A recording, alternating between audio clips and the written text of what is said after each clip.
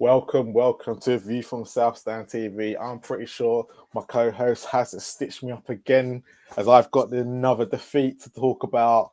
It's finished Wolves 1, Tottenham 0 at Molyneux. We need to get into this. We need to, there's so much to talk about after today's game.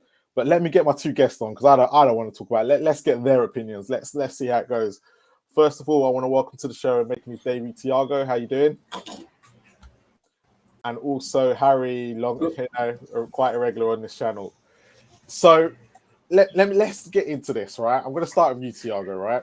So obviously we saw what happened at Sheffield United on Wednesday. So starting lineup today, we kind of expected it to be exactly the same as Chelsea. But actually, he went, Conte or Salini, someone went different today. And we brought Christian Romero back in from Wednesday. Longley came in for Dyer. Ben Davis moved back into the central. Perisic came back to left back, and Pedro Porro took Emerson Royale's place. But the Skip, Højbjerg, and Kulusevski and Kane and Son obviously were the same as last week. Were you happy with those changes when you first saw them and you saw the lineup today? Well, first, thanks for having me. It's my first time here on the channel. It's a pleasure. Yeah. I couldn't come last week. I was in Rio. I was traveling. Stop making us jealous right now. We'd rather be in Rio than watching Tottenham, so stop it. I would. Oh, I would. I really would. No, it was good because when I was in Rio, Tottenham won. So, yeah. But yeah. It's getting worse. I know. But about the lineup, I was surprised actually with the fans. Langley in the middle. Yeah. I think he just had AC Milan on his mind that he had to rotate because Dyer played against Chelsea, played against Sheffield, so now he had to rest Eric Dyer. Even though Eric Dyer is actually suspended for AC Milan, he's not going to play. Yeah. I don't know why then just changing, but yeah, I was surprised. Pedro Porro starting was also a surprise for me. I thought Emerson was going to come back, but I mean, it was nice to see Porro play. I liked him today. I know we're going to talk about more later, but yeah, Son back. I don't know. I mean, at that point, I just want Danjuma to start because Richarlison's not working. Son's not working. Just give Danjuma a chance now. Harry, where did you see yourself on it? Obviously, we spoke last week before the Chelsea game, and I wasn't as confident as maybe you were. But obviously, we've had two games since then. We've obviously played Chelsea and we've played Sheffield United, and you saw that starting lineup today. Were you happy? Was you a bit like, okay? Did you understand why Dyer weren't playing today as well? Because I criticize Dyer all the time, but did you understand it due to him being suspended on Wednesday? Partly. I was surprised by the team news that say I wanted to see the same lineup we saw against Chelsea and West Ham. I did say I want to see Son coming in for Richarlison, which we did see. Percy would have stuck with Emerson. Dyer left. Davis left wing back. I think has done a great job recently. So I was surprised to see Perisic go in. I can only think that's slightly more forward thinking. And Dyer was surprised about, but thinking about it, perhaps they're preparing for the Milan game where they're going to have to get used to Dyer not being there. Yeah. Of course, Dyer, he's issues. He makes lots of mistakes, but we haven't really got anyone to replace him really. And I think that partly proved today, which I'm sure we get onto, but it's a bit of a shocker Wednesday and then another one today. Yeah, so Tiago, gonna put this one out there to you. First half, we go in 0-0 at half time. A lot of people, and from what you get from around, said we were probably the team on top. What did you make of the first half? I agree. There was a point in the first half, I don't remember which minute, that was showing on the screen that we had 10 attempts against 0 from Wolves. We had chances. That Son 1v1 was in the first half. We had Pedro Porro hitting the bar with a free kick. Yeah. We were on top. We were not that bad, but we were also the same as always. Just a little bit sluggish on the ball. That lazy passing to get out of the back. It was just the same Tottenham as always, but we were not suffering that much. Yeah. I could actually see Diego Costa getting into the game a little bit as time went on, but as he was getting better into the game, he got injured. I don't know if that helped us to stay on top of the game till the end of the first half. But yeah, the first half, I agree. We were better. We had control. We were nothing special as always. Just same Tottenham. So still with you, Thiago. I'm just gonna. So you say we were good in the first half. Obviously, we didn't concede. So do you feel like we were let down by our front three today? Because actually, we didn't actually put our chances away at all when we were probably on top of the game. To be honest, I think a little bit. I think more Son because of that 1v1. Yeah. I know he was offside, but when we saw that, we were like, nah, you can't miss that chance. Kulusevski struggled. He had some shots, but all of them were blocked. Kane was pocketed many times by Lemina in the first half. Physically, he struggled a lot against Lemina. So yes, we were let down. We were not creating that much. Most of our best chances came from Perisic crossing, Boho crossing. The front three didn't really do much, and whenever they tried to finish, was either blocked or too weak to try do something. So yes, we were let down by our front three today. Harry, let's get you on this. First half. A lot of people. To be honest, my first half I kind of missed it here and out. So I got a lot of what was being said from TV and whatnot. So I know more about the second than I do the first. But a lot of people saying, obviously, I just said we were on top. What did you make of the first half? Do you think we were on top, and did you think we had control of the game, and it was kind of a good first half considering we only went in 0-0 at half time? Firstly, I've got to admit I didn't watch the game. It being not televised, I couldn't get stream or anything that would work. That's probably when I knew that it was going to go all wrong. But I'd like to say, here, mate. First half, exactly, yeah, probably a good thing. I got the second. First half was just in and out, but yeah, go on, carry on. Yeah, and it was going in 0-0 at half time isn't the end of the world. You know, we haven't conceded early like we have done at times this season. I think that first goal, if we could have got it, that would have been important. But I'd like to touch on a comment that I saw that I think sums my thoughts up perfectly. You know, no subs until 77 minutes. I mean, when you go 1-0 behind, that's a game where you've got to try and win. When you're in that situation against Wolves, they're down the bottom. As much as I would have taken a point, you've got to go for it. And I think 77 minutes is a long while to wait before making the substitution. But as I said, I didn't watch the game, but I think it's crazy anyway that we prioritise this game over Wednesday. And even though prioritising this game, we can't even win the game we prioritise. So it's just beyond frustrating. Well, I'll tell you what, what's the point? FC has made a great point here. And I thought this as well, from what I could see and some of the play that we had. It was probably the most forward we've played in a while. But yet we still got a negative result today. And Harry, I'm going to bring you in. Yeah. Is that even more shocking to see that actually first half, I think a lot of people probably saw the type of football that we've kind of been wanting to see for weeks. But yeah, that's true. That's true. That's true. It's frustrating. I'll watch Match of the Day later and find out how it went. From what I've heard and what I can pick up, we were more forward thinking. We just couldn't put the ball in the net. Perhaps we weren't that good in the final third. Frustrating, really, because we've got the attacking players to put the ball in the net. I mean, I just don't think they're linking up. Generally, frustrating result. But I don't know about you two, but I went into the game, not, I wouldn't say I didn't care, but it not like I usually go into a Spurs game. It didn't matter as much to me. I think that was mainly because of that defeat Wednesday. But yeah, hey ho, I have to watch it back on Match of the Day. But at the end of the day, top club like us with lots of attacking players, you've got to put the ball in the net. Thiago, let's talk about that second half. So second half, we kind of came out, I'd probably say first 10, 15 minutes, we did still come at them, but we still didn't create nothing up top. And then it seemed like we started to give the game back to Wolves. How did you see that second half?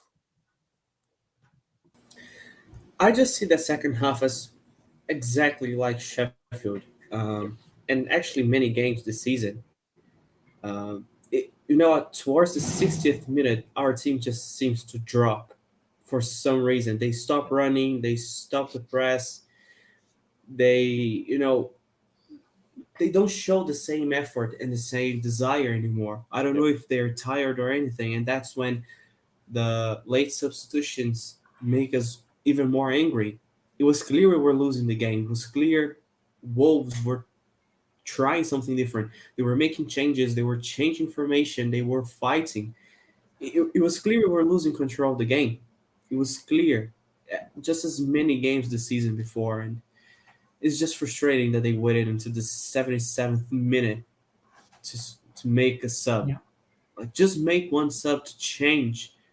And when they make a sub, they bring off Pedro Porro, who had been one of our best players in the game. Yeah. Who looked dangerous in the first half as well, apart from the free kick. You know, same as always. You know, we lose control, late subs, the wrong subs on top of it as well. It's just same old Tottenham.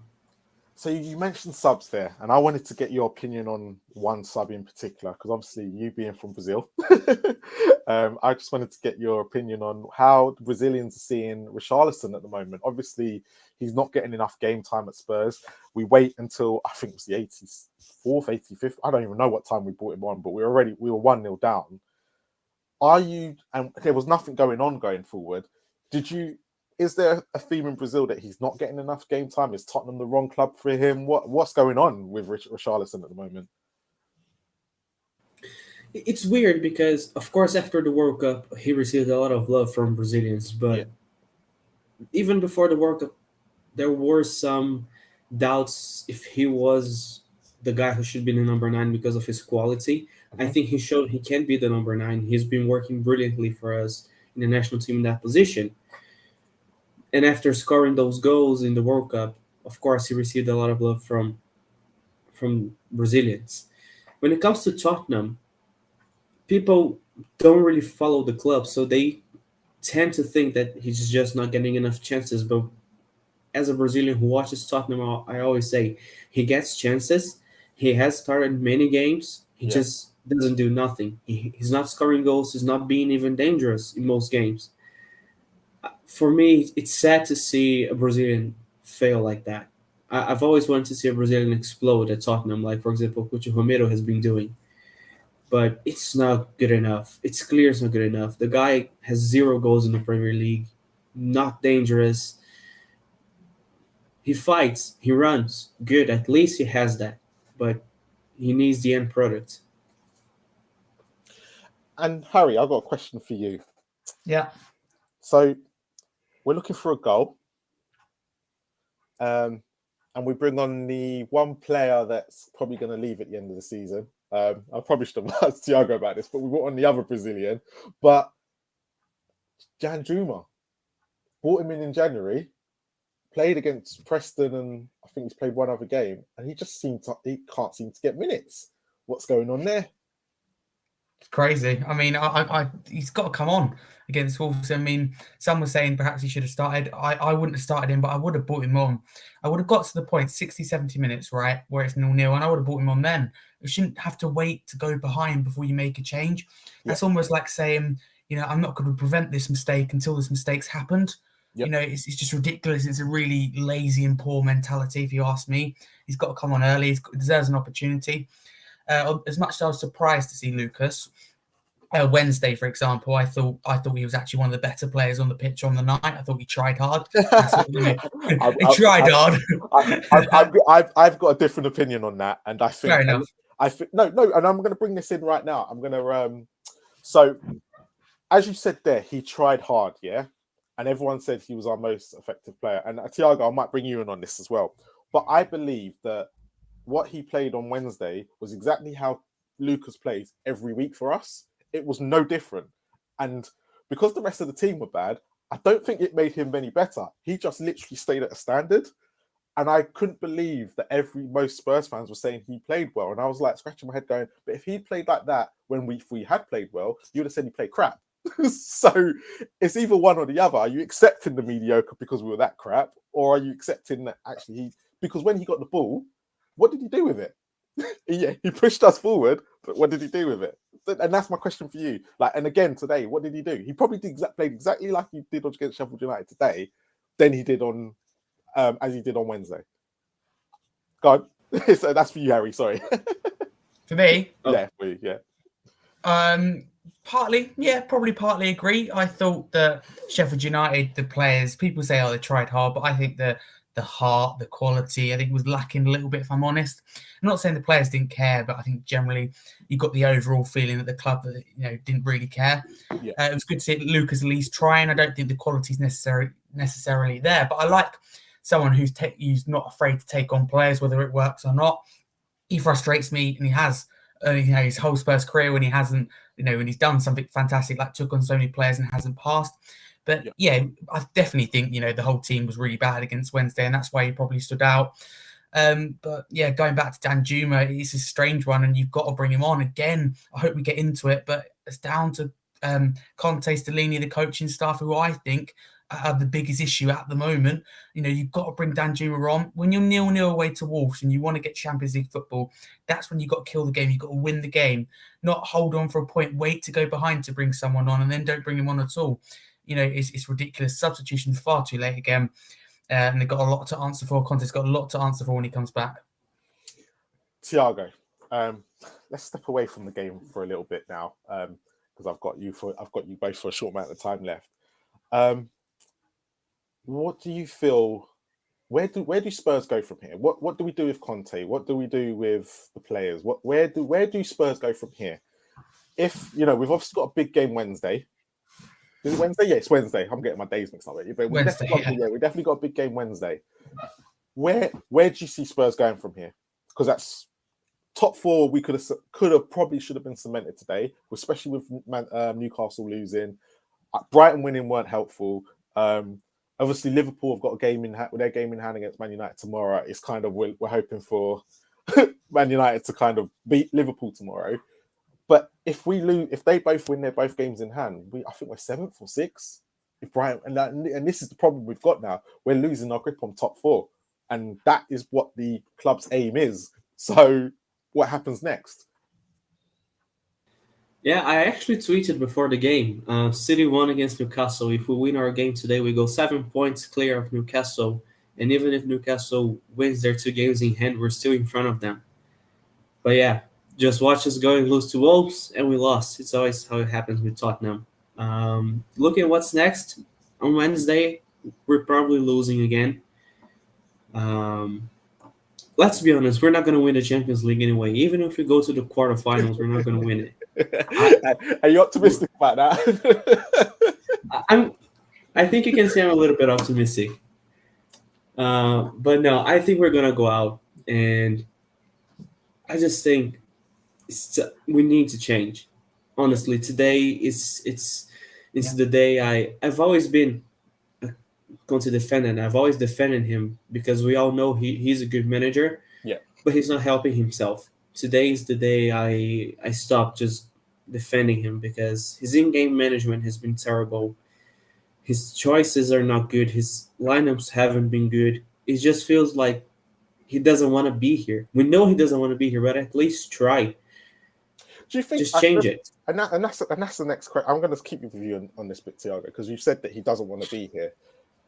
But do you think he doesn't want to be here for personal reasons? Do you think he's lost a bit of passion because of the way the club went about their transfer business in the summer, broken promises, maybe? I don't know. I'm just speculating here with myself as well. But obviously then he's had 3 personal deaths that he's had to deal with this season as well. Then he's had his operation.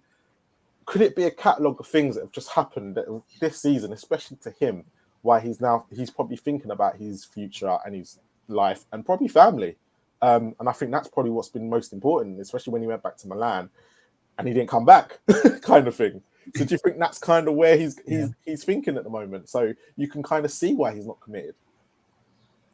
Yeah, I agree. I think it's many things that will come together that will make him go to the club and say, I don't want to stay anymore. Yeah. Of course, he said he's living in a hotel without his family because he said he doesn't want his daughter to keep moving around anymore because she has her friends, has her life in Italy. So to move to England because of him, he says it's unfair on her. Yeah.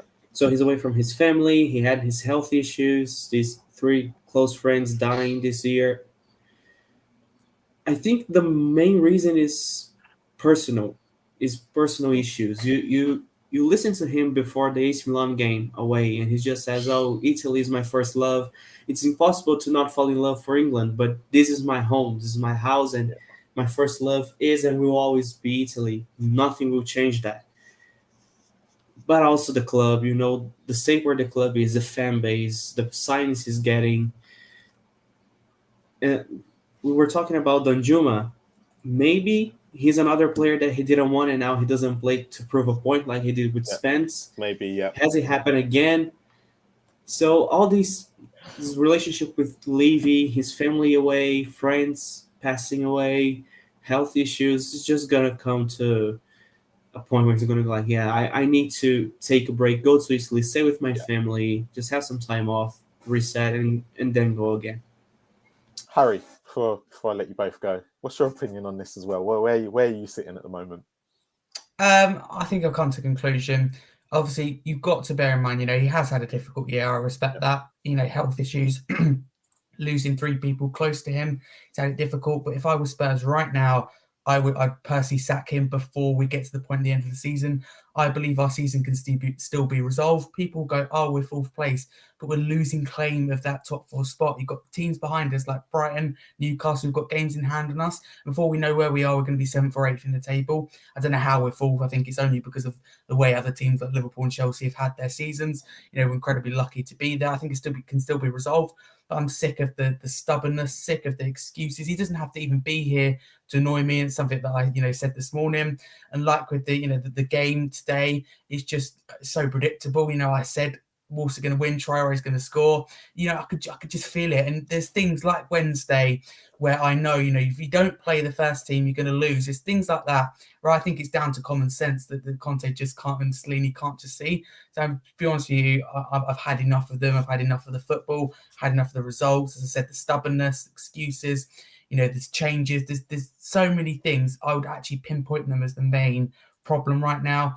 And you mustn't forget, also, don't forget you've got a chairman who claims he supports the club, but is in Bahrain this weekend to watch F1 and probably doesn't even know the result, and also claims he's a Spurs fan but can't remember what his first game was. He's changed the story 2 or 3 times. There's lots of problems at the club, chairman, manager, players, but for me right now, Conte's the issue.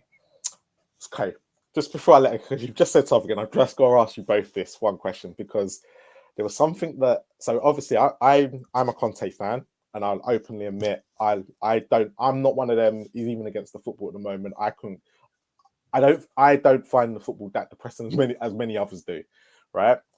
If I said to both of you that Conte at the moment, his win percentage is the 2nd best in our history, yeah. Can you sack a manager that's got the 2nd best win percentage in our history, considering, yeah, his win percentage is better than Poch's? And now I'm going to go to you first, Harry, because you're the one who said to sack him. I'm going to say, yes, you can, because I think you've got to look at our form since the World Cup. You've got to look at massive opportunity. I always look at things in the negative side. That is the way I do things. But, to be honest with you, especially when it comes to Spurs, it's difficult not to. But like massive opportunity Wednesday, where it's a chance to win a trophy, where a club who hasn't won a major trophy since 2008, 15 years, and that isn't acceptable. And you're not going for it. You're disrespecting Sheffield United. You're going for the second team. Annoys me. But I think little things like that, the elite manager should know better. But did Poch not do the same? Did Mourinho not do the same? Did every manager that's ever been in charge under Levy not done the same for every competition that we've been in? Have always put a weakened side. Maybe, but Pochettino has arguably done better though. We haven't got to semi-finals, finals. Under someone like Conte. But did he not play Heung-Min Son at left back in a semi-final? Yeah, that was probably stupid, but they did have it a long time ago. But they're not called elite managers, whereas Conte and Mourinho are proven winners and elite managers. You should know better. I don't think they have any common sense. But this is the point. This is what I'm saying. Is it down to them? Is it not down to, because I think there was rumours that came out that Mourinho wanted to rest players for the Southampton game before the final, and because we still had an aim for top 4. Daniel Levy went, no, you can't do that, and stepped in.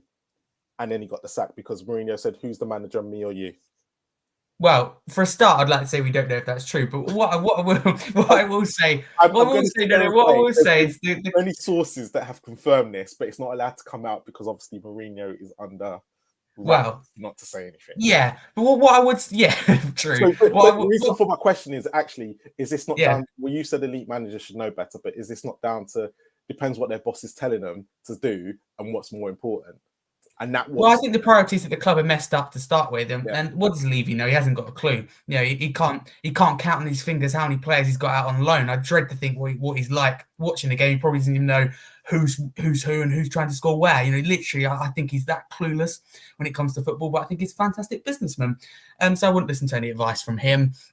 Personally, I think that the club, as I said, the club's priorities are messed up. Wednesday, such an important game to win a trophy, and today doesn't really mean much to win the top 4 trophy. You know, there's no trophy. The competition we're trying to get into by getting top 4, we're already in. That's what I don't get. Try and win it. Why are you trying to get into it for next season? Focus on it now and try and win it. I just don't get it.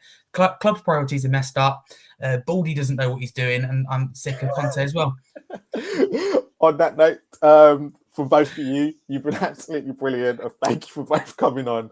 Harry, as always, it's been an absolute pleasure. And Thiago, thank you. Make sure you come back. I want you on again. Yeah. But thank you both. I will. I promise. All right. And as we always finish on, come on, you Spurs. Come on, you Spurs. Come on, you Spurs. Let me bring out the next set of guests. We've got them coming. First of all, let me bring out Brad. Brad, how are you doing? How you doing? My voice is so far holding out, so hopefully we'll be fine. No worries. I think Alex might do most of the talking for us as well. Oh, Mr. Alex, how you doing? Yeah. And when Brian's ready, Brian's meant to be coming out as well. When he's ready, I'll bring him out. So we're going to start off. I'm going to start off with you guys, and I'm going to start off with you, Brad, first. So starting lineup, right? There was no Dyer, right? Longley had come in. Romero had come back from Wednesday. We had Perisic play on the left. Davis was moved inside. And we obviously had Porro start on the right. The midfield and the front three was probably the same as last week. Was you happy with that decision, or was you a bit like, not really?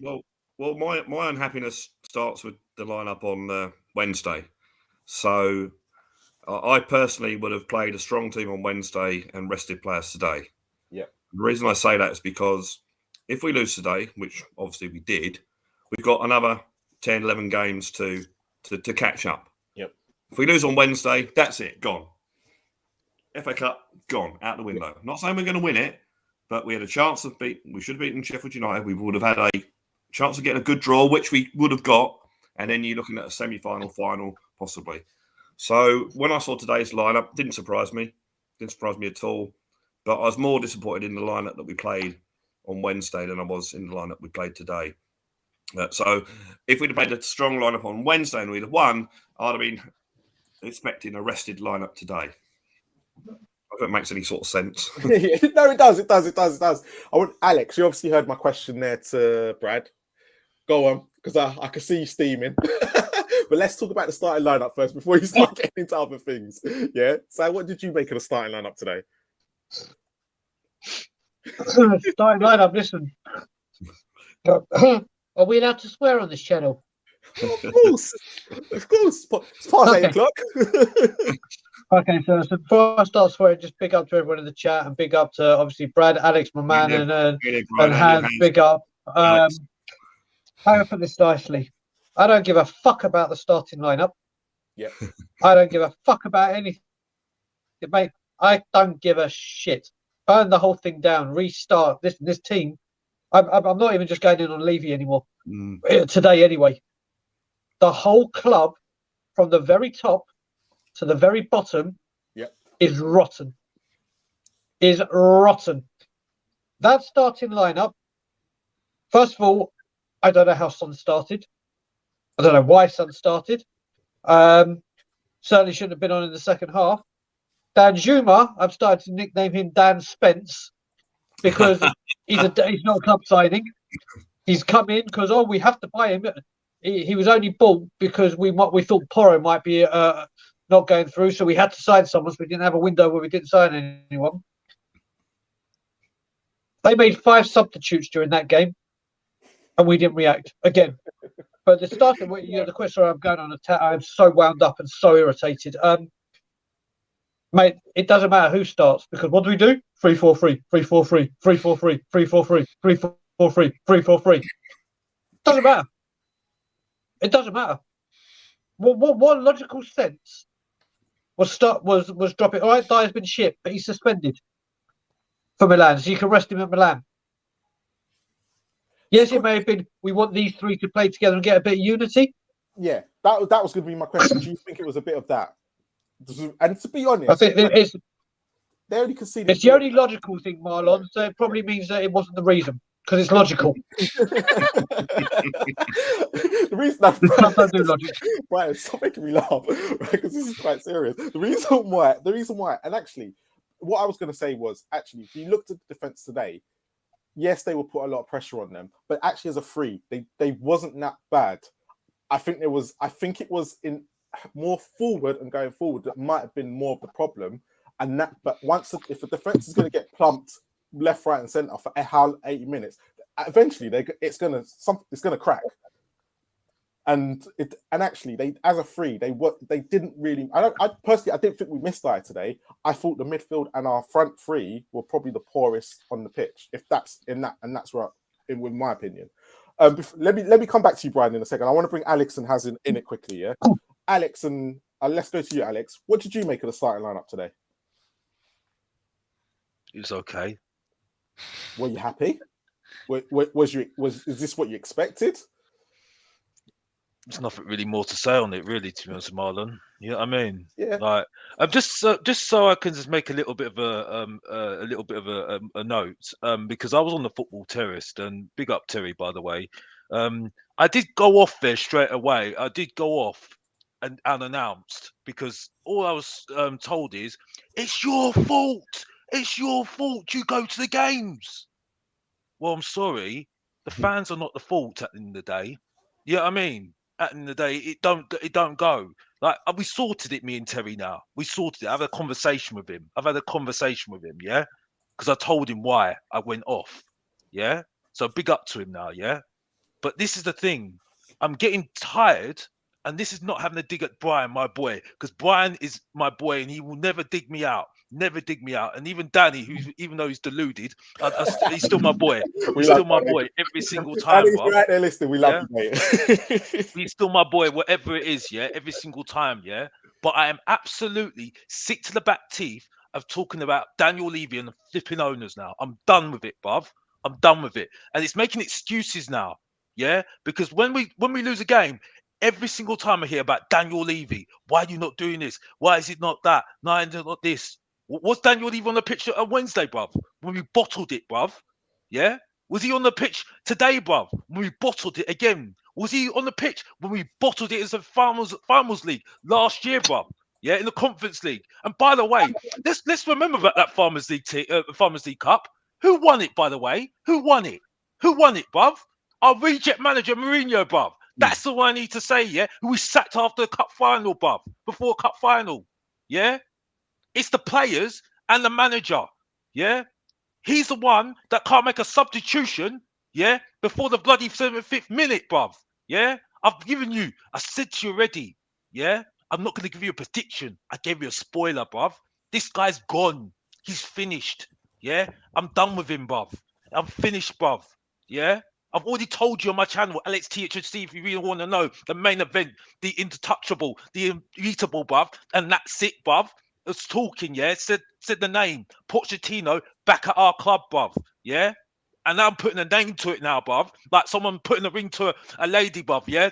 Say I'm going to give it, we're going to get married, and that's it, yeah? And that's all I need to say. Now give it back to my boy, Marlon, to say what he needs to say, and that's it, and I'm done. Alex, right? So obviously, I'm going to say something. I want to ask you a question because you just mentioned something. Before I come to you, Haz, because I'm going to come to you next. So you just said right there that you want Conte gone, yeah? All right, and you want Poch to come back in. Now, I'm a Conte fan. I will openly admit this. I don't mind him. I'm not sitting in the boat with everyone else. But I don't know if you heard what I asked my other guests.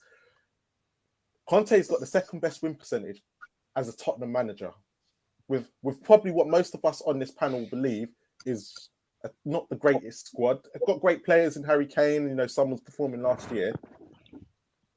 how do we get rid of? How can us Spurs fans say to a man that's actually probably doing a better job than what we realise, and when you look at the stats behind it, he's doing an actually really good job as a Spurs manager because his win percentage is even higher than Poch's as a Spurs manager, and he's at the present moment he's number 2. Are we really going to be going to that level of going, oh, second best manager in history? No, you're no good for us. We need to go bring in someone else, and then same thing will happen to Poch. Same thing will happen to the next manager that comes in. But is that where we're at now? Listen, I respect what you're saying, yeah? No, it's a question. It's a question. No, but I'm just saying, before I say what I need to say, I respect what you're saying. But the problem is, we're not doing what he wants. That's the thing. We're doing what we want. Yeah. And that's the point. That's why I'm saying to you, Pote was brought in to appease the fans. So that's the wrong reason to bring in the manager. Of course. When you've got a winner, when you've got a winner and you're listening to him, you're doing what we want when we've only won one Carabao Cup. Yeah. The same fans that are bantering Manchester United fans saying you've got a Tin Pot Cup. Well, what was the last trophy we won? Oh yeah, the Carabao Cup. Oh my gosh. So who's the idiots now? Who's the village idiots now, bruv? That's all I need to say. The same fans call. Oh yeah, another question to Tottenham fans, by the way. Question to Tottenham fans. Where's Virgil van Dijk, by the way? Where is he? Where is he, bruv? Where is he, bruv? I can't see him. Where is he, bruv? You know what I mean? Where's Emerson? Where is he? Cafu, I was told, after the last few games, bruv. It's deluded. It's absolutely deluded. The gift that keeps on giving Tottenham fans telling me that he's Cafu. I need to respect his name. Respect Mr. Box Office's name. That's what I need to respect, bruv. You know what I mean? The lyrical genius, bruv. And that's the thing they need to say, bruv. You know what I mean? I'm sorry. And this is the thing. This is the point. This is the point I make, bruv. Yeah? Like, this is the point I make. Okay, this is the point I make. And I'm going to get to the point now. Yeah. Conte is not here for a Champions League day out, bruv. He's here for championships. Yeah? Mourinho was here for championships. Yeah? You know what I mean? You should be listening to them. Why get them in the first place? You know what I mean? If you want a project manager, well, TikTok, his contract's ended at the end of the season, so it don't really make no difference, doesn't it? Don't make no sense, doesn't it? You know what I mean? You know, I'm sorry. I get where you're coming from, Marlon, and I respect your opinion because you're my boy, bruv, and people subscribe to this guy, bruv. Subscribe to this guy, I'm just bruv. picking up something, aren't they? The reason why I was bringing it up. No, but bruv, I'm picking you up, by the way. So just let me let them know. Big up to this guy, bruv. Subscribe to this guy and like this guy, yeah, because this guy's a decent guy, bruv, and he works hard, yeah. It's a decent guy, yeah. But my point is, a manager like Pochettino, yeah, I'm not saying he's the answer. I'm saying to you right now, if you do what Brighton do, yeah, you get Potter goes and you do research on a manager and get another manager like whatever his name. Sorry if I butchered his name. Yeah, you know what I mean. That is how you do it. Yeah, De Zerbi. That's how you do it. You don't go and say, "Oh, Pochettino's not working out. Oh, we got to get Mourinho in, who plays exactly different football to us." And look what's happened. Yeah, but no Alex, Mr. Box Office, Mr. Box Office, wouldn't Poch be in a fan appeasement appointment though? Listen. It's a very good question. Listen, there's loads of other because to me that is, mate. To me that is. To bring back Poch is going to hoodwink fans, for like 2 years, and by leaving another 2 years, and we'll be talking about this in 2 years' time, in a year's time, 18 months, whatever you want to say it. The same problems we have now will just be repeated again. Listen, this is what I'm saying. Yeah, just different players. I see where you're coming from, yeah. But the point I'm making is, at the moment, we have got no system in place of what we want as football. We want good football. They obviously want good football because they've already said it already. After Mourinho got sacked and Mason was in charge, that second penultimate game, Aston Villa, they said they put a thing out saying they want free-throwing attacking football. They've always said it. Don't you think Levy said that just to appease fans again? Well, at the end of the day, just had Jose. Yeah, but at the end of the day, I'm just looking at it from my point of view now because I can't be bothered anymore to start thinking what Levy's thinking anymore. Like I said, I'm done with this whole thing because I got questions about the ownership on Football Terrace. And I got pissed off because I sat there and thought, why are you having a go at me talking about it? Dan, big up to him there. He likes to talk about it, yeah. but I leave him because he's young and he's allowed to have his own opinion when he's young. By the way, because we all were young, you know what I mean? But I'm not going down there anymore now. I can't be asked because it's excuses now. People use that excuse for when we lose games. You know what I mean? And at the end of the day, the ownership is not on the pitch anymore. You know what I mean? You know, and at the end of the day, you can't have a go. There are morons at the stadium because they've come for me sometimes, yeah, at the stadium, but they're a minority. But there are certain people out there that are just going there because they're having fun with their friends and also enjoying the match as well because they love their Tottenham and they want to go and support their Tottenham team, yeah. So you can't have a go at the fans. You know what I mean? And they're not there for Levy. They're going for the fans are going for the team and that's it. So that's where I have to support them and that's it. Yeah, and that's a very good point you bring up, Alex, because I've tried to speak to more and more season ticket holders, and I was out in Milan, and you are starting to get that vibe with season ticket holders. It's not about kind of what happens on the pitch to a certain extent. It is about the whole go support the club, see my mates, have a drink and stuff like that. They're not into the politics of that. So, Brad, I just want to quickly, let me bring you in because actually you haven't spoken yet. But obviously, the game today, how are you feeling? I know your feelings on Son, but how are you feeling about the game? I think it's a criminal thing that Son started. I'm sorry. Like, the guy's been shit all season, and then he's starting to get a start. Like, I don't get it. I'm sorry. I really don't get it. You play Richarlison 2-3 games in a row, and he's finally might get some rhythm, and you fucking bench him for Son, who's done fuck all this season. Yeah. And I'm sorry if I offend people, but he doesn't deserve to start at all. And obviously, the defense, you could pick 3 defenders out of the 6 we have. We still get a car crash. Yeah. Porro kind of, I think, had to start because Emerson's got that fitness issue. I mean, Perisic, best of a bad bunch. The midfield, not many choices because Bentancur's out. But in terms of the mentality of how we played, to me, it was just inevitable because we just don't perform. Like, the team has no backbone. There's no leadership. There's no desire there to win games. Like, they just don't give a shit. I think Conte's checked out already. I think I kind of said this a month ago, but I think he's already gone. Nothing said it Wednesday as well. Don't worry. Yeah. We'll just put that stream back on. But you could. Yeah, carry on. Like, I think he's checked out. I think Poch is just sitting there in a hotel and like probably Holiday Inn, just waiting to get the job. And it's like we're just seeing out the season. I don't know if that's the right word, but it's just plodding along. For me, Sheffield United, I was more pissed off losing that game than I was today because. As far as I'm concerned, top 4 has done nothing for this club for the past 10 years. So, I mean, I had to argue with my brother about this today, actually. And I was like, I don't give a shit about top 4. We were promised we'll finish top 4 and then we'll push on, but we've never have. So, there you go.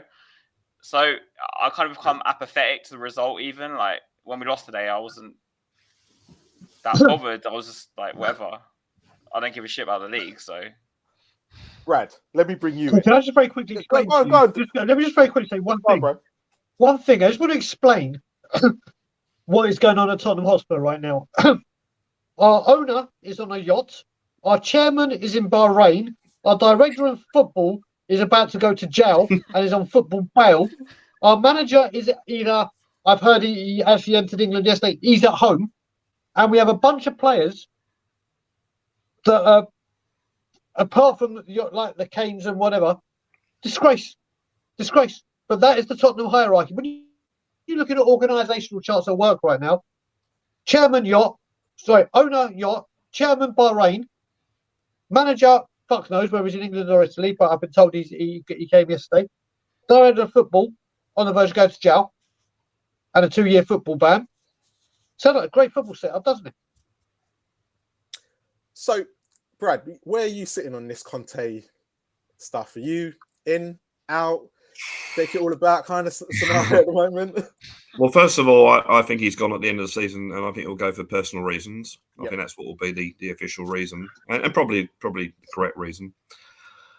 I was of the opinion that he had such a brilliant record that, what a great appointment, blah, blah, blah. I was also of the opinion that if he had the right team, we would play good attacking football and football. Let's face it, we scored quite a few goals last season, But I now am going the other way because I think he's never going to be backed. So we're never going to see that Conte team Yep. that's going to play good football. I don't think any manager will get back to Spurs. But No, and this is the thing with Pochettino. Look, you know, the romantic in me. Oh, Pochettino come back, wonderful, wonderful, but he's not going to be back either. Yeah. You know, so I'm with Brian on the complete. We need change of owners. If you have an owner coming in and said, here, Pochettino, here's loads and loads of money, spend it, then fine. But I don't really see. I think he probably will come back because this is what Daniel Levy does when he hires and fires. You know, Mourinho was hired literally 24 hours later. You see the size of his contract, about that big. You can't tell me he went through that contract in 24 hours. You know, that had been planned for months.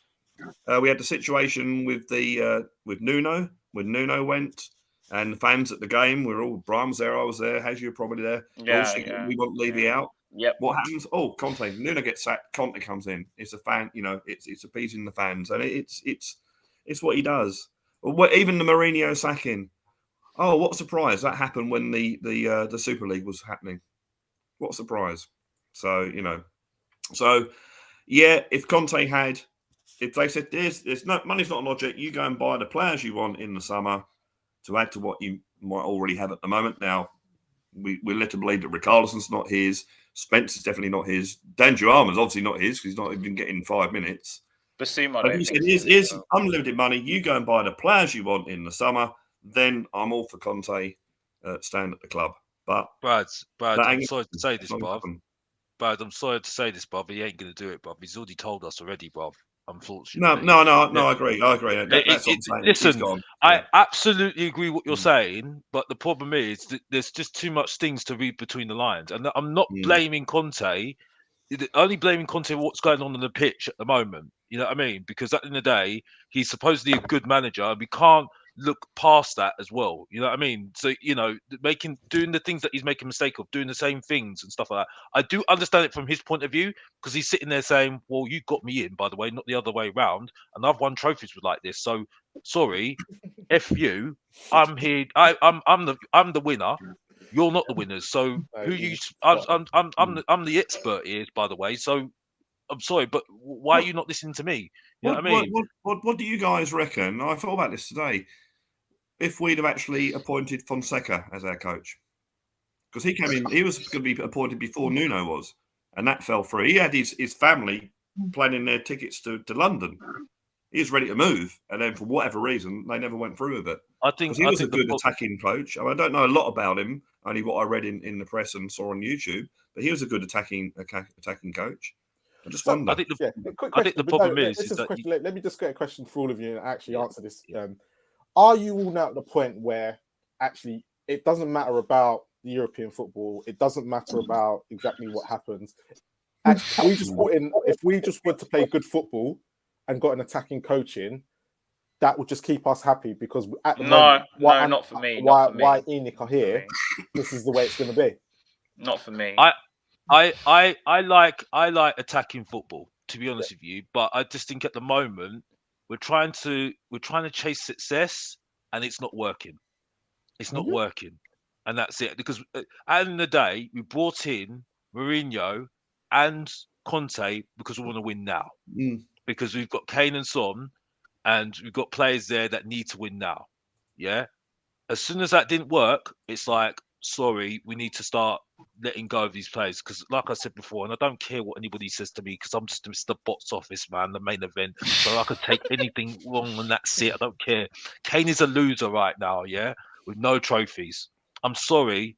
And I'm going to stick by that as well because he knows it as well. There's a reason why Sol Campbell, Sheringham, Berbatov, Meldritz all left Tottenham because they knew it weren't happening. Yeah. You know what I mean? There's only so much he did. He's been nice. And unfortunately, being nice means you get nothing. And you can have the biggest record in the world, the goal scoring record in the world, but records can be broken. You know what I mean? It will be broken. I can't believe I'm saying it, but it can be broken. Trophies can never be taken away from you, yeah? And I'll tell you now for a fact, he would have loved that FA Cup. He would have absolutely loved that FA Cup. I'll tell you why, yeah? That game, that England game, when we lost to France, he was the most gutted man going. And it wasn't because he missed that penalty. Because he was sitting there thinking, When's it going to happen for me, bro? When's it going to happen to me? And that's why he's sitting there thinking that. Yeah, that's a good point, because most of them England players, most of them have probably won something in their career. And Harry Kane's the captain, the leader, and he's probably the only one sitting there with no trophies. Brian, just to bring you on it, because you and Has both said no on that attacking question. Where do you sit on it at the moment? So for me, listen, I think let me just first of all answer the bit about Conte. Mm-hmm. As far as I'm concerned right now, if Conte goes back to work tomorrow, well, let's just say after the Milan game, give him the game to get that overdone with. Where I am right now is put a contract in front of him. If he doesn't sign it, goodbye, fuck off, bye, see ya, ta-da. Let's stop this. He's only got 3 months left. Pay him the fucking money.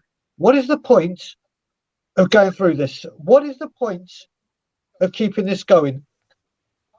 I go a lot on these Twitter spaces now, and there's a lot of people that go in there that know stuff. Apparently, the squad is fragmented. There's just loads of stuff going on. And if you look at it with Conte, and I'm going to ask you a serious question now, has he made any player better? No. Serious question. Has any player improved? Maybe Emerson.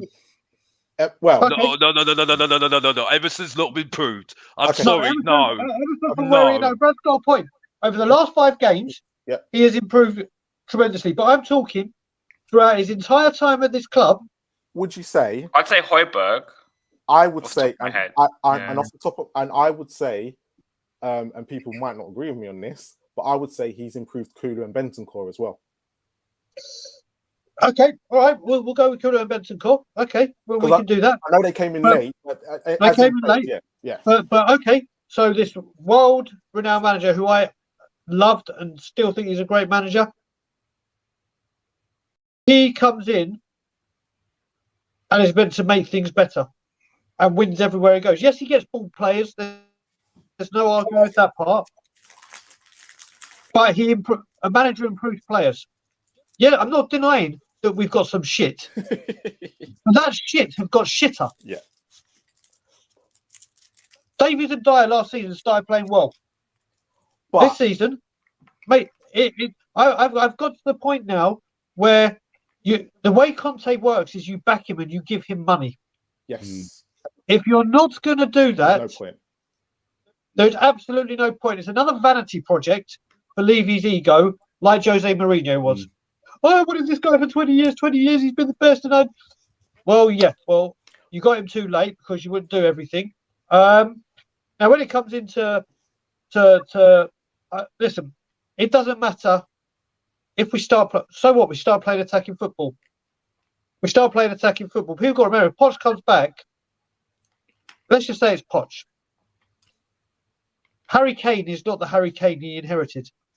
Harry Kane isn't the man that can press from the front and has the ankles or the body and the fitness and the stamina to press from the front. Heung-Min Son is getting on. Mate, listen, from what I'm hearing as well, Heung-Min Son is being offered a 3-year contract extension. That is purely marketing. Really? Has he Hugo done it? Lloris has been. No, he's been up. Trust me. Hugo Lloris has been offered 2 years. George. And he's thinking about it. Don't be surprised if you see Hugo commit for another 2 years. Because this is what we do. So it doesn't matter if we bring in an attacking manager, because we've got defensive players from a defensive manager from the last 4 defensive managers we've had after Daniel Levy said, let's play attacking football and let's go back to what we do. It doesn't matter if we get an attacking footballer, because we're going to have all this deadwood. And unlike people like Arsenal, who have Aubameyang and Ozil, and their manager says, get rid of them, fuck their £350,000 of wages, fuck their transfer fee, get them out, they're rotten. You know what? Alex has been right. Alex, listen, everyone, I will always stick up for Alex. But Alex, you know what? Alex sticks up for me. And you know what? People got to listen to things. We are in such a mess that it doesn't matter what's happening. I for one, I've said it for weeks. I hope Kane fucking runs from the hills this summer. I hope he pisses off And wherever he goes, wherever, even if it's Chelsea, bye-bye, off you go. Go win a trophy. You don't deserve this shit. You don't deserve this shit. You're on every single time throughout your career, you're on the back pages for the great headlines. You're never on the front pages for the bad headlines. You don't cause one bit of contempt for this club, not one bit of trouble. You hit your targets year in, year out, and you get fed bullshit. Bullshit. I don't care if an attacking manager comes in, a pressing manager, a defensive manager, a 4-4-2 manager, a 4-2-3-1, a 4-2-4, a long ball, a short ball, a tiki-taka. It don't matter. Because these players can't be improved. So I've said it before. Right now, I don't give a fuck about the score. I don't care about results. I don't care about what trophies we're not going to win. I don't care about anything apart from getting them in at the top out. That's all I care about. That's it. Because it's enough. It's enough. And there's still people going, oh, but don't worry, we've got Milan. I have people saying to me a few weeks ago on Twitter, oh, Brian, you're so negative, you're so this. We're still going for fourth in the league. We're in the next round of the FA Cup. We're in the next round of the Champions League. Let's fast forward 3 weeks. Brighton win their 3 games in hand. They're ahead of us. Liverpool win their games in hand. They're ahead of us. People win their games in hand. They're up to a point behind us. Rock on. Rock on with this great fucking club. But let's go, woohoo, we're going to hear Champions League music on Wednesday. Enjoy it, because you're not hearing it for another decade. Let's celebrate West Ham. Let's celebrate winning against West Ham like it's a trophy. Let's celebrate. Let's celebrate, Bob. Exactly. Let's celebrate against Chelsea, because we won against Chelsea like it's a trophy. Alex, embarrassing. Sorry, I Bob. was with Alex. Bob. I was with Alex after that. No, Alex, I was with, when we came out of that West Ham game, and whoever was there, don't get me wrong, beating West Ham is always fucking brilliant. I hate them. I hate them with a passion. And obviously, West Ham get battered. It was going to happen. And I understand that. And I understand the Spurs fan base wanting to celebrate beating West Ham. But it's just like winning another Premier League game. They were 17th or 18th in the league at the time. For 30 minutes plus, non-stop, it was like we'd won the double. Flares were going off. People with their shirts off, going, West Ham. Just not. Listen, I get it. We beat West Ham. I get it. It was a good result. We've just beaten someone who is struggling against relegation. And that's the satisfaction we're getting from it right now. I would say that's what we're doing as fans. I'd say to that, Brian, it's probably because we don't win anything. That's why we have to celebrate these small victories. Yeah, but we're starved. Why don't we put that amount of effort into trying to force change? Why don't they try and put that amount of effort to go, do you know what, this is unacceptable? Losing to Sheffield United, losing to Wolves, losing to Dinamo Zagreb, losing to Pacos de Ferreira, losing to, what was that one in Slovenia that we lost to? We've got Moon, whatever their name is. I can't remember their name. FC Muriel. Yeah. FC Muriel, yeah. Muriel. But then it's just like, oh, don't worry, we didn't want to win we didn't want to be in the what's the cup that Jose won? Conference League. Yeah, we don't want to win that. It's bullshit. Oh, no, we didn't win the FA Cup. We won top 4 because it's bullshit.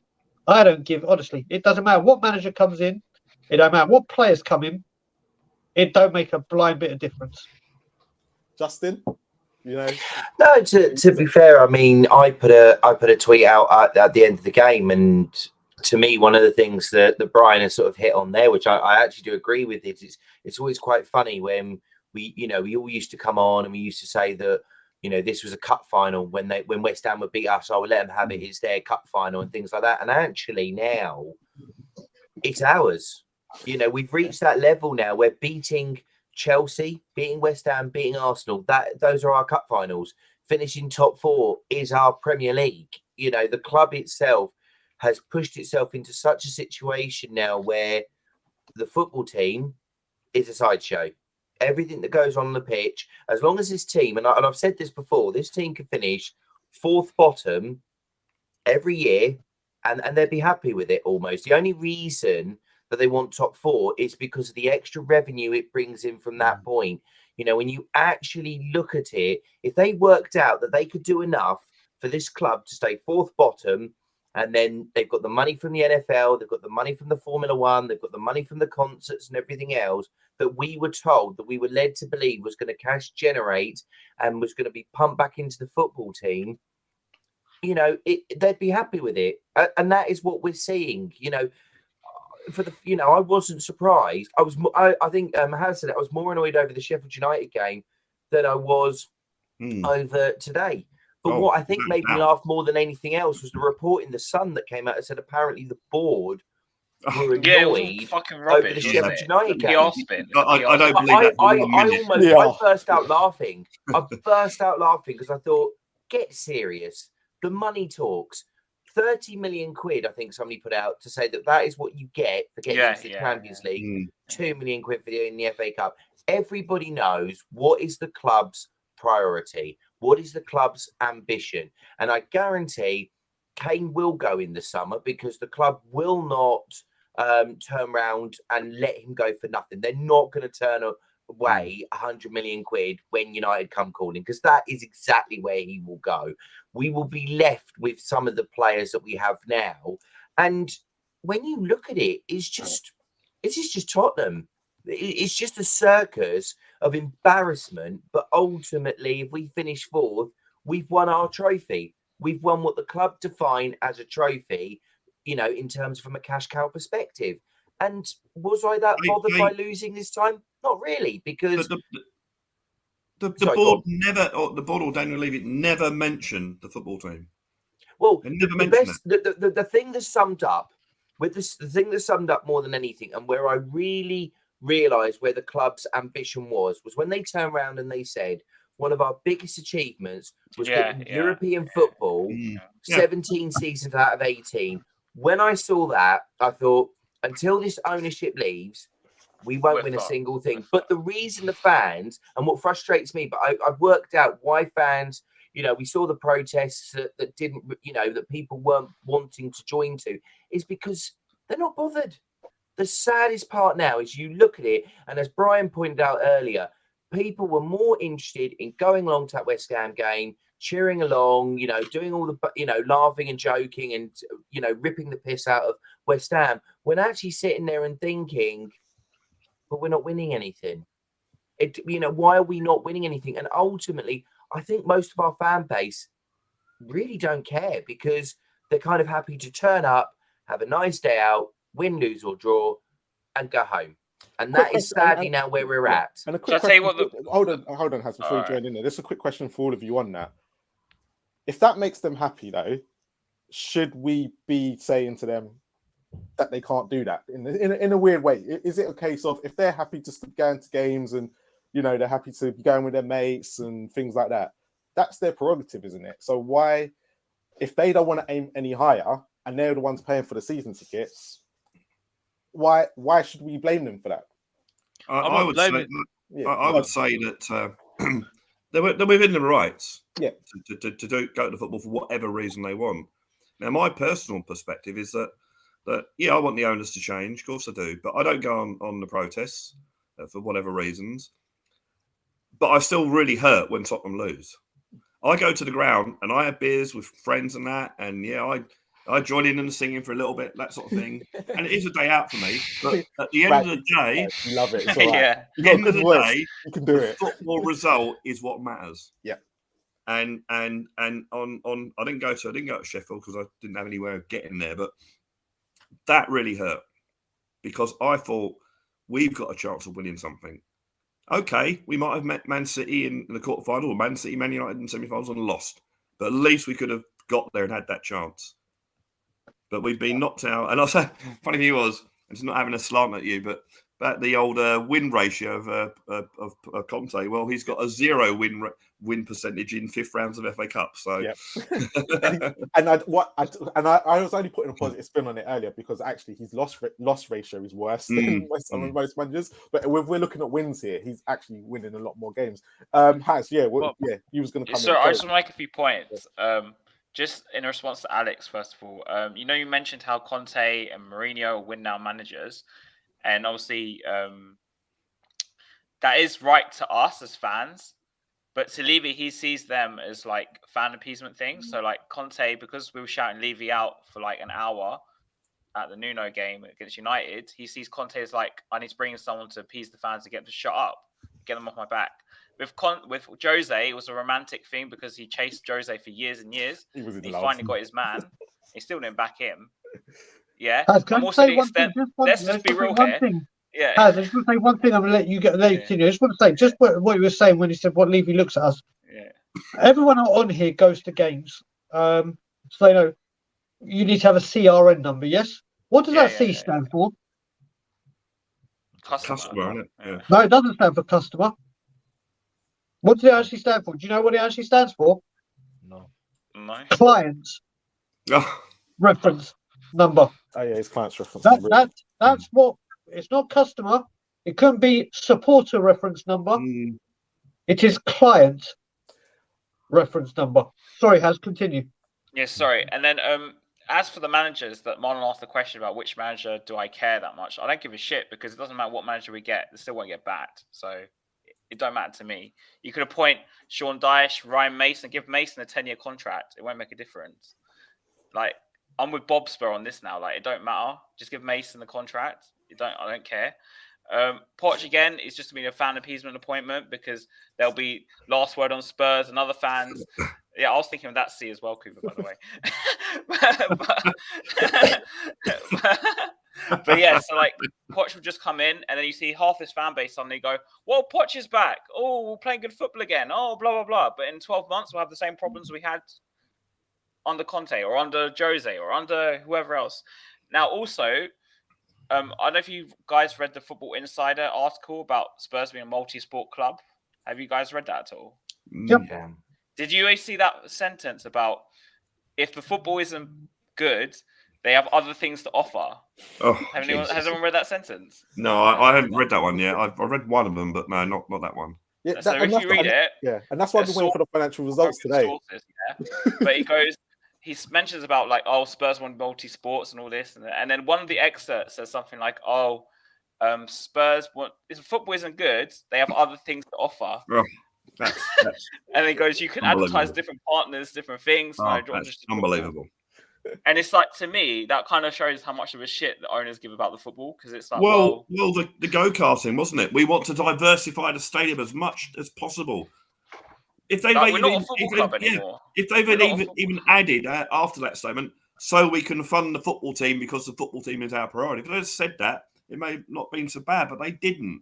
They just said, we're going to have go-karting. Woo! As far as I'm concerned, if we had a manager, I'd rest like all our best players in the league and play the best players in the cups. Because at this point, there's no point in finishing fourth. Because can I just say, Has sorry to interrupt.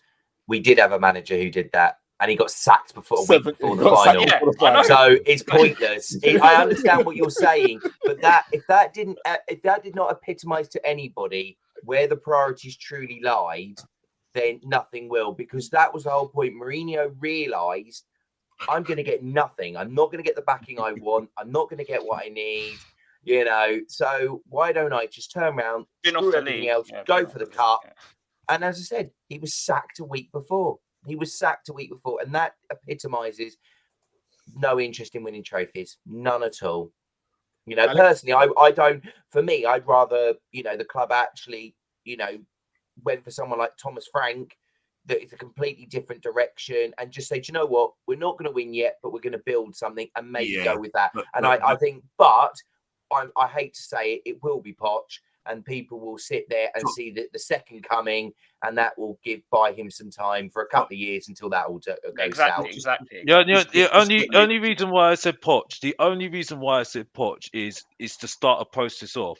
What I'm saying is that you should be doing the research on managers like Poch, you know what I mean, to bring in when it goes stale, you know what I mean, or he's done it to a certain degree, and then you get somebody in to carry it on, like the Brightons, the Brightons. But Alex, that would require Tottenham to have a plan. We don't have a plan. Yeah, I know. Well, but do you know what? Do you know what I was going to say, Alex? I totally agree with what you're saying. I think the problem that you have is Tottenham do have a plan, but it's more about the name. So if you think about it, the idea was when they got rid of Pochettino we'll get Mourinho in, because what he'll do is he's a big name. So he can work because he's a big name. He can deal with this. He's a big name.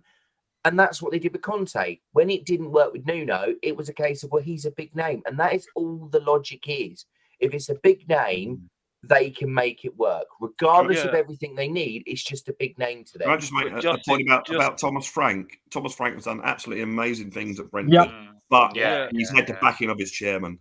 We'd ruin him. He would not get out of Tottenham.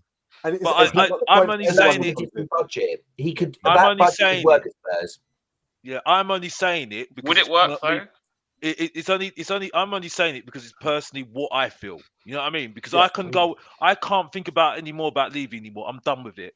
After that football terrorist appearance, I'm done with it because I didn't appreciate the way that Terry gone there. You know what I mean? And I'm not being funny. He's apologized. I've spoken to him now, so it's done. So there's no food there at all. But the point I'm making is I'm with Sava now. I'm done with it now. I'm literally done with it now. And like I said, I'm not having to go at the likes of Brian and Daddy. I'm not doing that. Because Brian will never dig me out, and Danny will never dig me out as well. To their credit, they never do. You know what I mean? But I have absolute respect for them because they can say whatever they bloody well want because they're the ones that go and protest, and they've always said it as well. So that's what I'm saying at the moment. You know what I mean? So that's where I'm done. You know what I mean? Because we're making excuses now. I've heard it already, and Daniel said it on the Football Terrace as well. He said, "Oh, it's the ownership," and I'm like, "Well, the ownership weren't on the pitch, bruv. The ownership weren't on the pitch." I'm not having to go at Danny because he's Daniel because he's young. But the point I'm making is that you can't be making excuses for the players anymore. You know what I mean?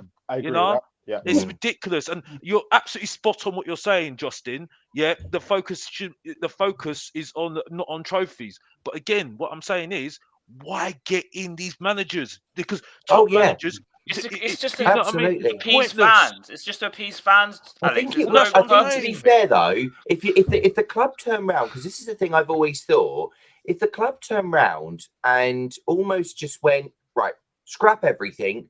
We are going to start basic and we're going to build up from there. You would then have a better understanding of a project. It's almost as if they're bringing a world-class manager to work with the same players that have failed multiple managers. And I think that's where the difficulty lies. We've seen Eric Dyer fail multiple managers. We've seen Ben Davies fail multiple managers. Hugo Lloris fail multiple managers, and so on and so forth. And they're still there. And that's the tragic thing now that's reached a point is I reckon a lot of those players sit there and think it doesn't matter whether I fail because that manager's going to go and then another one will come in and he's got to work with me. And that is where you almost sit there and you look at it and think if they just turn around, wipe the slate clean and almost do what they did with Matt Doherty's contract and just said, right, if you clearly aren't good enough for this anymore, off your contract and off you go, and said, right, we're going to get somebody in who's going to start completely from scratch with a fresh set of players and a fresh ideas. That is something that would actually almost make sense for the club because they want to be a big time club on a shoestring budget. And that would work a lot different to a big time manager on a shoestring budget because that simply doesn't work. Justin, before you come in, I'm going to ask you one question because obviously Alex and Justin and other people told me, "Oh, let's start from scratch." Which I'm not saying that's wrong, by the way, but would you trust the club or Levy or whoever's going to put out this statement saying we're starting from scratch, we have this long-term project to do this and this again? Would you trust them? Based on past experiences. If you look at turn around just quickly with that, remember when Poch had his first season and he had the likes of Adebayor and people like that who were absolute rubbish, right? And he was given the freedom to boot those players out. And then he was bringing in younger players that he could build with. Dele Alli, Eric Dyer, when at that time he was, doing well. And we were actually building a team. If it was done in that sort of level where the big names now that have failed multiple managers were told, you are out. We're not dealing with this anymore. We're going to bring in a young manager and we're going to build up and we're going to turn around. And there's no emphasis on getting top four. It is building a team, building a unit and developing from there, because you almost look at it and the club is more set up how it treats its football for that level. But they're not going to do that, because that is, to them, they view it as each player, a bit like what Brian was saying about us being clients, they're a value. They're a pound sign. Let's not forget when Jose Mourinho wanted Dele Alli out the football club, they said no, because they viewed it as he was an asset. And then when they realised he was completely rubbish, which took them a lot longer than us it did, then they realised it. But at that point, it had wasted his value. And this is the problem, is everybody at that football club is an asset. The players out on loan are assets. And the fact of it being is, whoever comes in the summer, I guarantee will be told, you've got Lo Celso back, you've got Ndombele back, you've got Reguilon back, you've got these players back. You need to make them work? I would not, because not one of them, I think perhaps, no, I can't think of anyone out on loan who is tearing up at the moment that people are scrambling to want to sign. There is not a single one, and that is the part that ultimately shows what has failed this football club now and will continuously fail this football club, because they will not look at that. They will continue to look at these players as assets and will treat them that way. And that is where I think the players are allowed to get away with it.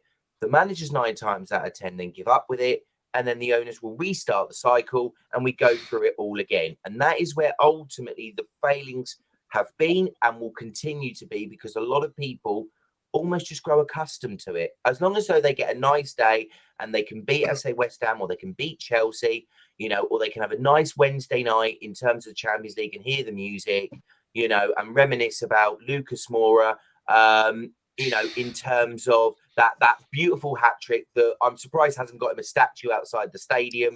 That is ultimately what will get rehashed year in, year out. And just quickly, one thing that always stuck with me was when Frank Lampard came out and said, the one thing that we always were told, don't lose to Tottenham because they will make a DVD of it.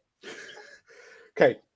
And a quick question to all of you. So I'm going to ask you. Sorry, Ron, I just wanted to add one thing quick. I just want to go back to actually today's performance very, very quickly. And this is where obviously somewhere you can't blame where you can't blame Levy. We've had this problem for a very, very long time, where Tottenham Hotspur is a football club. When it comes to making substitutions, they are reactive, never proactive. They made. There we are with Stellini saying on Wednesday, we were lacking in energy, and I was like, I beg your fucking pardon. You should be at the peak of your fitness. You should be at the peak of your fitness and be able to go play against a team that rested 8 players because they're more concerned about getting into the Premier League than the next round of the FA Cup. And as I said back then, everyone that travelled from Sheffield, those great Spurs supporters that came back and didn't stay overnight, didn't get back till 2, 3, 4, 5 in the morning, do you reckon they can call their bosses up and going, not coming in today, lack of energy. Lack of energy. I ain't coming in today. Sorry, I just got to. So go back to today. They made 5 substitutions. 5. And one of them being Adama Traore. Now, he's very, very inconsistent. But when Adama Traore comes on the pitch, instantly you have got a problem. You have got a big, big, big problem, because you've got someone that's going to run at you with pace, pure power. And when you're low on energy, we don't make a sub till the 75th minute. And when we start doing it, we take off probably our best player on the pitch earlier, which was Porro, the attacking one to help us attack, to bring on Emerson, the defensive one. How is the game plan meant to be this way if you're going for a game and your best attacking player you take off and bring on a defensive player when you need a goal, or you try to get a goal to win the game? The substitutions that are going on in this club, and it happened with Poch, happened with Jose would rip Dyer off. Jose's the only one I think he's at half time, like we've seen. We just won't make subs. We're like, okay, you make 5 subs, make your players nice and fresh, We're low on energy. But don't you think Brian is to do with the fact that the managers distrust the rest of the squad apart from like 10, 11 players? Mate, listen, mate. Listen. I will blame Levy every single day of the week. If you said to me there was a burger that fell on the floor in the Spurs goal line bar, I will find a way to blame Levy that burger fell on the floor. Yeah. I will always find a way to get it back to him. People who have spent 5 seconds with me, or like you guys that know me all very, very well, I despise the man. I hate the man with a goddamn passion, and but this, I'm going to be objective here now and just say, I know that all the blame stems from him. It is him. It is him. It is him. And as I've always said, when the players cross that white line, the performance and the results and the style of play can never, ever once be blamed on Levy. But the very fact that they're allowed to put on the shirt, cross that white line, play on that pitch, has everything to do with him. So the substitution issue is a big, big, big problem that has been through manager after manager after manager with Tottenham Hotspur, and it happened again today. And on that note, I'm going to leave it out. I'm going to leave it on that note. But before I let you all go, Alex, let you go first. Just let people know where they can find you. You've been thank you for coming on today. You've been absolutely brilliant. You've made some really great points, and you've been proper Mr. Box Office today. But in a way that if people, you've made some really great points. But just let everyone know where they can find you before you go. It's an absolute pleasure to be on your show, Marlon. Brilliant guy. Brilliant. You know how it goes, bruv. You know how it goes with me every single time, because I kick off shows because I don't need to talk about the ownership, because I'm the star maker, bruv. The star maker that makes everyone look good, bruv. Yeah, I make a movie and make the ratings, bruv. That's all I need to say. You know what I mean? Because unfortunately, I support a team that like to do the crash landing every single time, you know what I mean? Because I don't understand what it is, all it is. And they call me in the mud. They call me Mr. Ty. They call me everything else under the sun. They try and cancel me. No, I'm not. I'm Mr. Box Office. And if you don't know, get to know. And if you don't know that, get with that, and that's it. And if you don't know, you need to get to know my show and everything else, and subscribe and like, and that's it. And that's all I need to say, and that's it. I'll leave it back to Nana, and that's it. Done it, and I'm done. Thank you, Alex. I love that man. Yeah. I love that man with all my heart. Alex, I love you, brother. I absolutely love you. Alex, I've got enough time for you. Brad, let people know where they can find you. Thanks for inviting. No, thanks for coming on. I'm sorry I've been propping up the goal line bar the last 2 times you've invited me on, but yes, you can. Well, on Twitter, my Twitter handle is, as you can see on the screen, at Brad Hotspur. At B Sofa Songs is my music Twitter handle. I basically write songs and try and play guitar and record them on musical software. It's also known as Blue Sofa Songs on YouTube. But you can normally find me on a load of channels every now and again, sort of thing, during the week. And then I get fed up talking about football and Tottenham after they've lost. So, but Blue Sofa Songs. I'm just trying to do something other than football, and it takes my mind off things. So their songs, they're all written about my experiences, my feelings about certain things. And just check them out, and hopefully you'll like what you see and hear, and give you a like and subscribe, all that sort of stuff. And also subscribe to these guys. I'm gonna try and get this right. These guys, subscribe to all their channels and follow them on Twitter. And they're all top guys. I've met most of you, and you're all brilliant. So thanks very much. Thank you. Brian, I don't even need to give you an introduction, do I? We know where to find you. Tottenham on tour, you are the man. But thank you. Big thanks for coming on today. I was dreading it when we lost. I'm not going to lie. But actually, you've been brilliant today. And actually, it's been great to have you on as well. Well, first of all, I don't know how I've been promoted to the top tier because Alex has gone. So I was looking at myself, I was like, where was I? And then I realised I've been promoted. Listen, Marlon, I've got a lot of time for you in the channel, and has, as you know, it's always a pleasure to come on when I'm available, obviously. Unfortunately, it's, as you said, on a Spurs loss. And like I said, my channel's Tottenham on tour. Unfortunately, through the natures of having to try and grow our channel, after this, I've got to go and record Cockerel Doodle Doo ready for tomorrow. And I've been trying to keep my anger back because obviously I need to give everything to the channel. So that will be going out tomorrow morning, and yeah, that's going to be spicy. Good luck.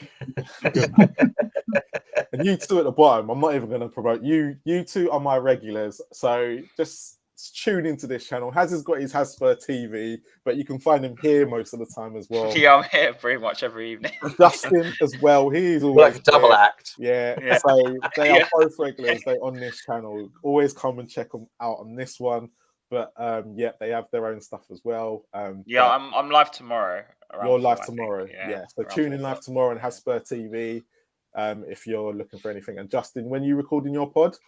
We're looking to record, I think it's either tomorrow or Monday. And yeah, that's going to be just as spicy as what Brian is saying his is. Because, you know, as I said, there's certain words that I try and refrain from this show. But when it comes to that, I can assure you those words will be all out on display. Thank you all. Thank you to Alex. Thank you to Scarf, who was on earlier. Thank you to Thiago as well from Brazil, the man from Brazil. I'm going to leave it to Brian and let him do what he wants to do. I have to. I don't care whose stream it is. It's always. Come on, you Spurs, the Tottenham Entertainment. And as always, Levy out.